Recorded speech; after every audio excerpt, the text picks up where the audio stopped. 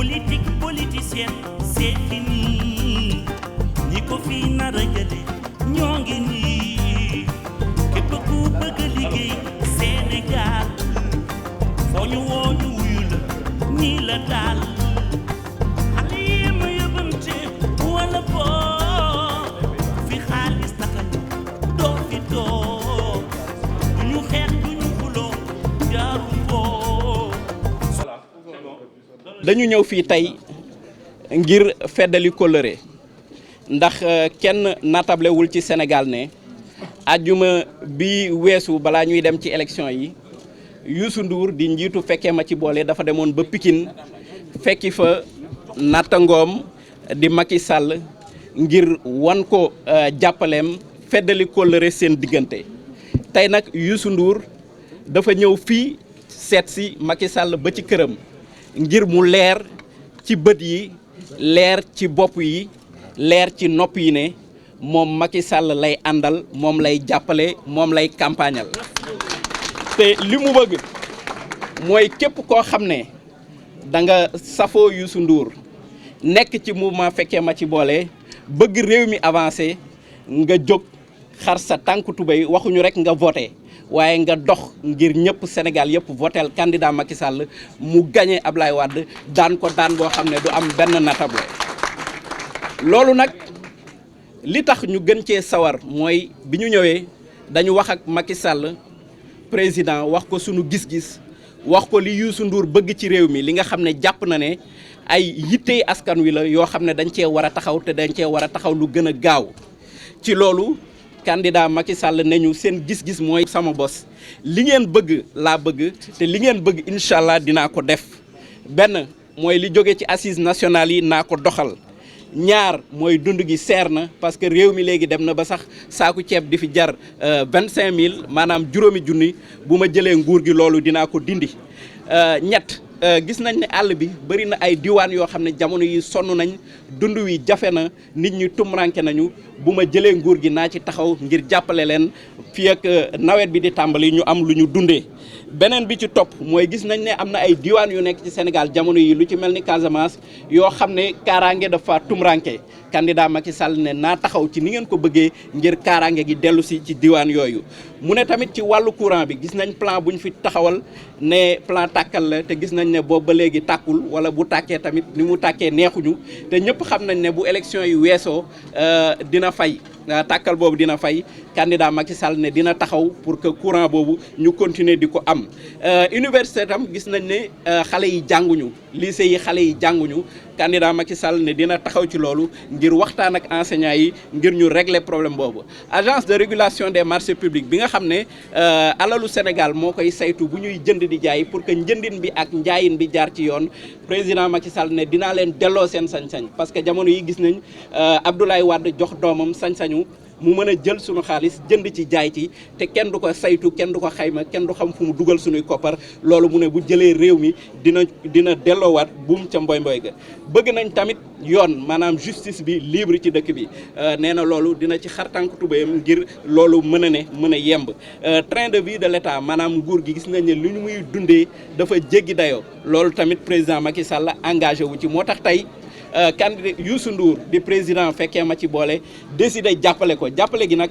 amul app amul natable Youssou Ndour fas yéene na jël li nga xam ne mooy amam def ko ci laaju ko dara laaju ko benn moyen laaju ko benn soutien moom ci moyen am ak soutien am dina ko defal campagne mais campagne boobu nag dafa am ci anam yoo xam ne moom lañ ko teg am na concept boo xam ne moom la Youssou Ndour bëgg a inauguré incha allah dinañ def conférence de presse pour détailler ko mais li ci am te mu gën cee fës ñu bëgg leen ko wax léegi mooy ne morceau yi nga xam ne Youssou Ndour daf ko wéyoon di ci wax wàllu nu ñu war a yoree réew lu ci mel ni alalu mbooloo dinañ ko fa wéy te Youssou Ndour ci boppam dina ko expliquer dina ko toj kii di candidat Macky Sall dina ñëw ci jataay yooyu itam mën a jàkkaarloog askan wi ñu laaj ko mu tontu kon ñu leen di sant di leen gërëm wax ne loolu moo doon déclaration bi li ci am solo daal mooy bu ci kenn am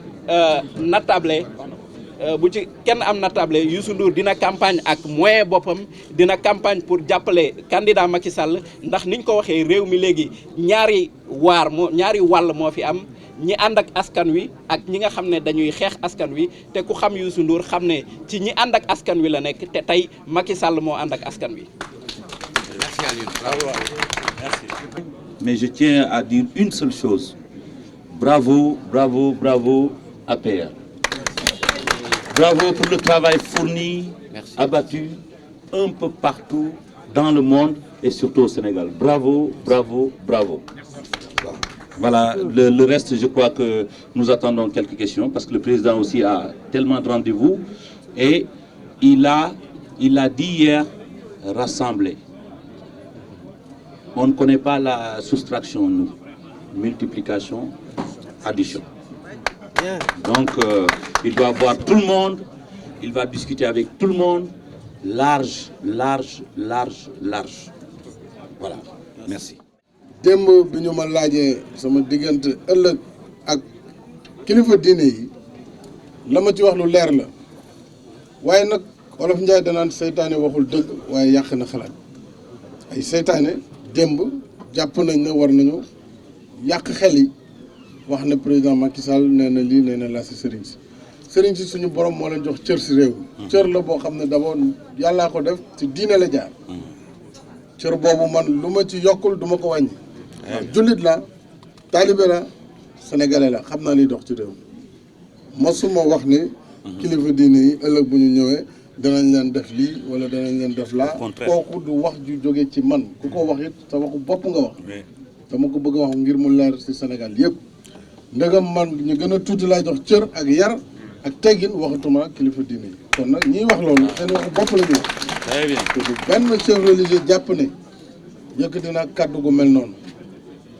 loolu lu ma bëggoon leeral la bu loolu weesoo tey dañuy sant yàlla ndax Youssou Ndour aussi yàlla daf ko may cër si réew mi ndax nit reconnaître cër bu yàlla jox sa morom du def lu dul yokk la taxawaayam ci Sénégal romb na suñuy frontière damay faral di ko wax ne bokk nga si ñu gën a jëmmal Sénégal ci bitim réew yow la El Hadj Diouf la yàlla mooy dogal loolu siiw ba ngeen siiw même président amul benn président si réew mi bu ko am waxu mbiru yàlla la donc nit nag waroo añaan waroo soxor kon nag ku mel noonu bu ñëwee tey ne ma fi réew mi toll mbir mi nekkatul sax ay maanaam coalition diw Macky wala candidature Macky mbirum Sénégal la ñi bëgg réew mi jëm kanam réew mi defaru war nañu ñëw taxaw jàppale la ngir ñu changer Sénégal ñu ko bëggul nag mën nañ def lu leen neex waaye jàpp nañu ne tey Sénégal yëpp nar a taxaw tem ngir changement am si jàmm ak si salaam mu ne ma ñëw naa ànd ak sama mouvement ak képp ku ma yaakaar wala ku ma bëgg ku may jàppale te danaa ko def si sama alalu bopp xam nga loolu moom ku lay dimbale ne la laaju ma la dërëm laaju ma la 15 kooku moom candidat bu mel ne man dana ko bëgg a dégg parce que ndimbal lu baax la ci man ci jamono ji donc danaa ñëw def sama alalu bopp def samay oto bopp boole si def si sama xalaat sama xam-xam ak lépp bépp pexe bu ma am ci concept bi Alioune Ndiaye wax kon loolu Youssou gàcce ngalaama kontaan naa si sant naa la gërëm naa la si turu coalition bi yëpp ak si turu M23 ndax tey ñun ñëpp ñu àndaat nekk benn si turu assises nationales yi si turu peuple bi bëgg changement loolu mooy li fi xew tey ñu si sant suñu borom bu baax wasalaam. Jërëjëf. Merci président. Est-ce que vous, monsieur Macky Sall, vous soutiendrez Youssou Ndour dans cette campagne? Voilà, c'est bon, je pense que c'est allé donc les conditions. Voilà, comme nous l'avons expliqué, Seydou, il n'y a pas de conditions qui ont été posées. On n'est pas au temps du marchandage et nous ne sommes pas du genre à nous perdre dans du marchandage. Ce qui nous préoccupe et nous occupe aujourd'hui, c'est l'avenir du pays. Et pour nous, l'avenir du pays prime sur tout. Maintenant, il ne faut pas insulter l'avenir. Nous sommes dans un combat. Nous prenons le temps de le faire et de le finir au nom et pour le compte du peuple sénégalais. Ce qui importait pour nous, c'était que les exigences du mouvement Fekke Matibole soient prises en compte. Et pour l'essentiel, c'est la diminution des prix des denrées de première nécessité, c'est la Casamance, c'est tout ce qui touche directement le quotidien du Sénégalais. Maintenant, je pense que pour nous, le débat n'est même pas encore, on n'en est pas encore là. Il y a des priorités. il y a des choses qui transcendent nos personnes et nos positions, et ce sont ces choses-là qui nous occupent et qui nous préoccupent aujourd'hui. Je voudrais juste répondre par rapport à la question dont vous parlez de la culture. Je crois que ce qui est prioritaire aujourd'hui, c'est vraiment ce qu'on vient de citer. Ça ne veut pas dire que la culture n'est pas importante, mais je pense que priorité aujourd'hui, ce sont les 10 points qu'on vient d'indiquer. Vous savez, cette élection, près de 70% de la population électorale a tourné le dos au pouvoir. Ça, j'aimerais bien qu'on le sache. On n'est pas là en train de parler d'une élection 50-50. 70% déjà des Sénégalais ont voté. Donc nous voulons des élections libres, transparentes, et il faut rester vigilant parce que le camp d'en face est capable de beaucoup d'autres choses dont on n'a encore pas parlé. Donc je tiens à préciser que les Sénégalais ont voté 70% contre le pouvoir en place. Donc le changement, il est là. C'est maintenant une affaire de modalité. Et moi, j'ai dit au président Macky, je lance l'opération aussi. Dans l'opération de ce deuxième tour, je lance Werndombo. L'opération Werndombo. Pour l'instant, nous travaillons vraiment que pour l'élection du président Macky Sall bientôt, et après nous ferons le point. En tout cas, c'est une démarche à long terme. Nous ne sommes pas là pour juste des opportunités et autres. Nous allons l'accompagner parce qu'il est l'espoir. Merci Youssou. Après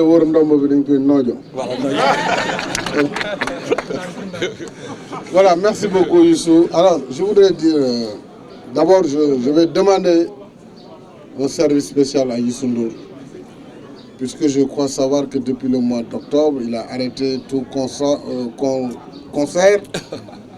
et toute représentation.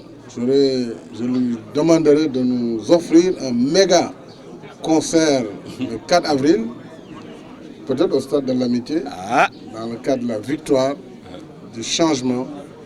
Ben, Kokou, si tu nous le promets, je crois que tout le peuple du changement va voter. Président, je vais répondre après. Non, maintenant. Non, je crois que bon, nous avons toujours travaillé dans le cadre de la population. Je crois que bon, le moment venu, ce moment-là est tellement important que ben, écoute, effectivement, le 4 avril, on va pouvoir chanter. Merci beaucoup, Youssou Ndour. Oui, alors, je rendrai visite aux chefs religieux, bien entendu. On ne peut pas engager une campagne sans aller rendre visite aux chefs religieux. Ce n'est pas possible. Donc, je le ferai immédiatement. D'ailleurs, comme maintenant les résultats provisoires sont connus, peut-être dès demain, je vais entamer cette tournée. Le programme est en train d'être finalisé. Il sera publié peut-être ce soir ou demain ou plus tard. Maintenant, pour le reste, les prix des denrées, vous savez, notre salle, j'ai des porte-paroles qui sont suffisamment outillés pour lui donner la réplique. Donc je ne répondrai pas à son interpellation. Toutefois, je voudrais dire à l'intention de l'opinion que c'est le chef de l'État, le président de la République, qui définit la politique de la nation. C'est lui qui dit, voilà comment je compte utiliser les ressources de l'État pour atteindre les objectifs de développement. Donc ce n'est ni le Premier ministre ni un ministre. Par conséquent, cette question va être traitée et les réponses idoines seront données. Pour le moment, c'est le candidat qui parle. J'ai déjà étudié cette question et je me suis engagé à baisser les prix. Mais évidemment, la contrepartie, c'est que je ferai une réduction drastique du train de vie de l'État. Donc c'est une question de balance.